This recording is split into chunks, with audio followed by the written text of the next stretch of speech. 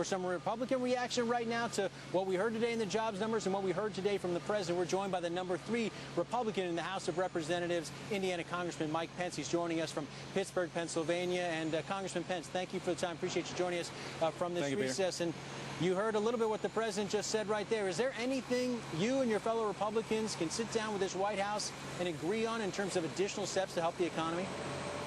Well, look, let's recognize that the president is right in one regards, and when he said there's no quick fix. It was 18 months ago that they passed their nearly $1 trillion stimulus bill, and that economic policy has failed. Unemployment on the rise, a jobless recovery, even if it's a recovery at all. What's obvious to the American people is that we need a new approach. The approach that Washington has taken to date has not succeeded, to use the president's terms, in breaking the back of this difficult economy. And Republicans are anxious to sit down at the table with Democrats and with this administration and take actions that are necessary to put Americans back to work. But the first thing we ought to do, Peter, is make sure that no American in the city or on the farm sees a tax increase on January 1 of 2011. And when the president again today talked about only extending middle-class tax cuts, that was a disappointment to millions. Well, let me just ask you, can you at least agree with Democrats in this White House on simply that, extending the middle-class tax cuts, even if you continue to debate what happens to the top 2%? Well, look, it just doesn't make any sense to allow taxes to go up on capital or on income for job creators in this country.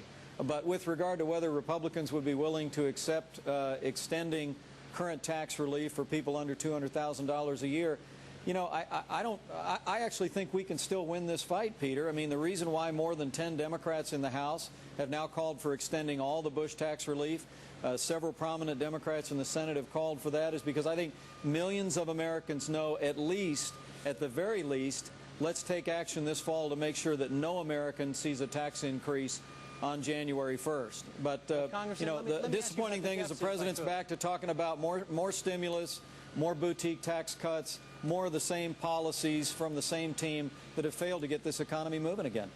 Well, Congressman, your own statement today after the jobs report came out says Washington desperately needs to return to the proven formula of fiscal discipline and fast-acting tax relief that will put Americans back to work.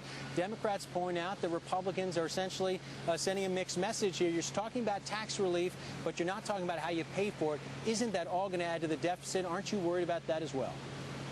Well, we are concerned about the deficit, but first and foremost, we need to be concerned about the deficit in this economy and the fact that 15 million Americans are struggling with unemployment. Many, many more have simply given up looking for jobs. And the first thing we ought to do is allow Americans to keep more of their hard-earned tax dollars. We ought to prevent what could be one of the largest tax increases in American history from taking effect next year. And then we ought to look for the kind of tax relief and reform that will get the economy moving. And you bet, Peter, we need to sit down. If Republicans are awarded the opportunity to lead Congress again, we need to take such action to restore fiscal responsibility to Washington, D.C. Government spending, government borrowing is crowding out private lending. We've got to put our fiscal house in order as well, and we will.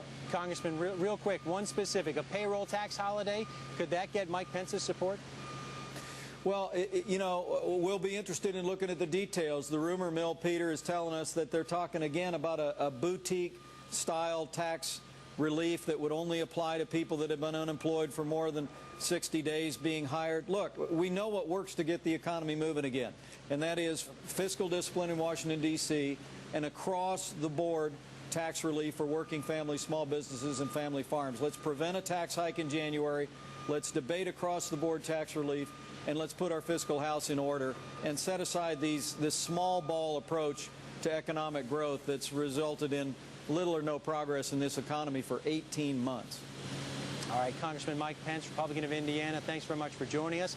We look forward to the return from the recess and that debate that's going to play out here, Scarlett, in Washington over taxes, spending, and the economy.